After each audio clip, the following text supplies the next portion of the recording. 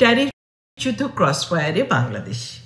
President Trump তার প্রতিশ্রুতি অনুযায়ী বৈশ্বিক বাণিজ্য ব্যবস্থার নিয়ম বদলে দিয়েছেন।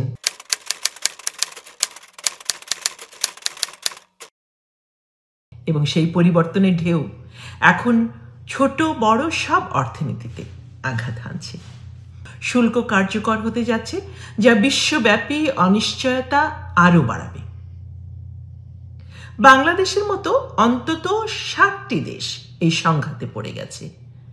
কূটনৈতিকভাবে ক্যারোট বন্ধুত্ব বজায় রাখতে 7 লাখ মেট্রিক টন আমেরিকান গম ও 24টি বোয়িং বিমানের অর্ডার, সম্পর্ক দৃঢ় রাখার বার্তা কৌশলও এখন আর কাজে আসছে না।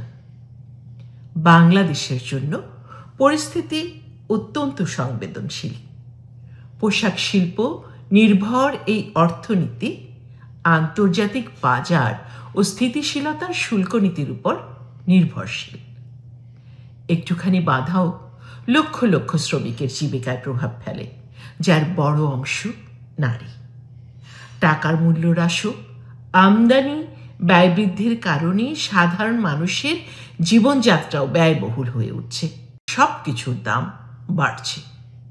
প্রতিক্রিয়া জানানোর মতো সক্ষমতা বাংলাদেশের মতো ছোট অর্থনীতির দেশে খুবই সীমিত। প্রতিশোধ ব্যয়বহুল আর শর্ত মানলেও ছাড় মেলে না। এই বৈষম্যই দেখিয়ে দেয় যে বর্তমান বৈশ্বিক বাণিজ্য ব্যবস্থায় ছোট দেশগুলো কতটা ঝুঁকিতে। যদিও আশার দিকও আছে। দক্ষিণ এশিয়ায় আঞ্চলিক সহযোগিতা, আসিয়ান ও ইউরোপীয় ইউনিয়নের সঙ্গে বাণিজ্য জোরদার করার মাধ্যমে বাংলাদেশ নিজেকে প্রস্তুত করে তুলতে পারে।